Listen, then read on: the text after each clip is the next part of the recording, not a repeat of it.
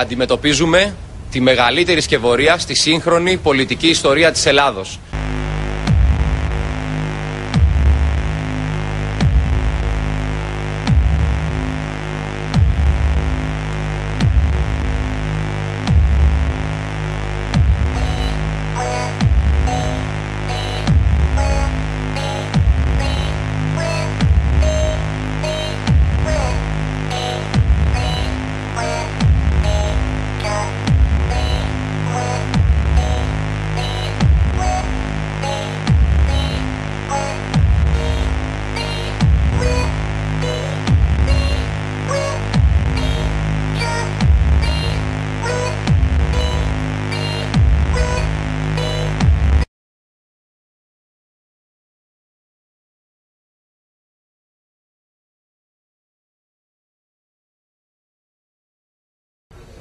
Η ανάκριση ήταν ενδελεχής.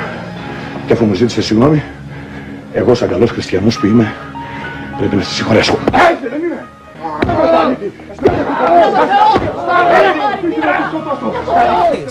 Εξαντλητική. Μη πρωτοχτυπάς τις χαντρές, η δουλειά κάνει τους άντρες. Ξεκίνησε χθες στις 3 η ώρα το μεσημέρι και διήρκησε όλη τη διάρκεια της νύχτας μέχρι στις 11 η ώρα το...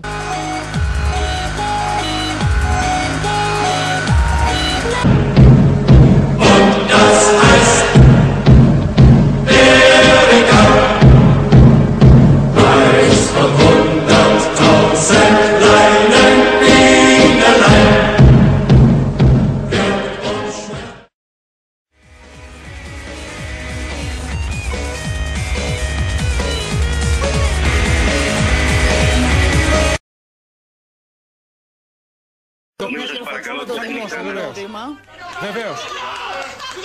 Μισό λεπτό να ακούσουμε. Μισό λεπτό, κύριε Υπουργέ.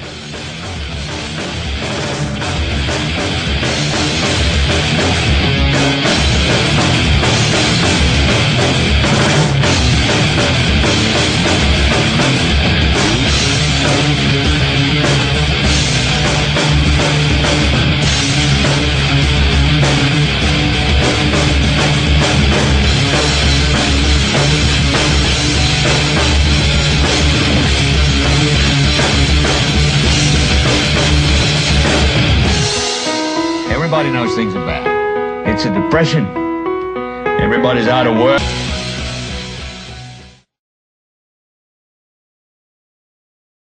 Γιατί εσείς επιλέξατε και αποφασίσατε να υπερασπιστείτε τον Ηλία Κασιδιάρη?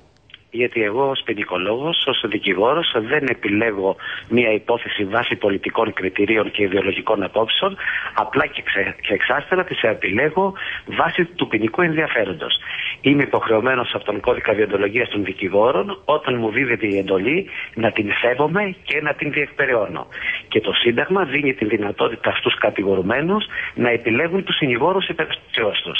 Άρα λοιπόν λειτουργώ αποκλειστικά με επαγγελματικά κίνητρα. Είμαι ταγμένος στο δικηγορικό καθήκον, στο υπερασπιστικό καθήκον και αυτό πράττω. Und noch etwas muss ich dazu sagen. Ein Künstler, der sich voll und ganz seiner Aufgabe widmet, kann gar nicht politisch denken. Und das ist bei einem Künstler, oder alle Künstler in der Vergangenheit, die Großes geschaffen haben. Und ich habe die Materie, die Motive so gut als möglich fotografiert und filmisch gestaltet.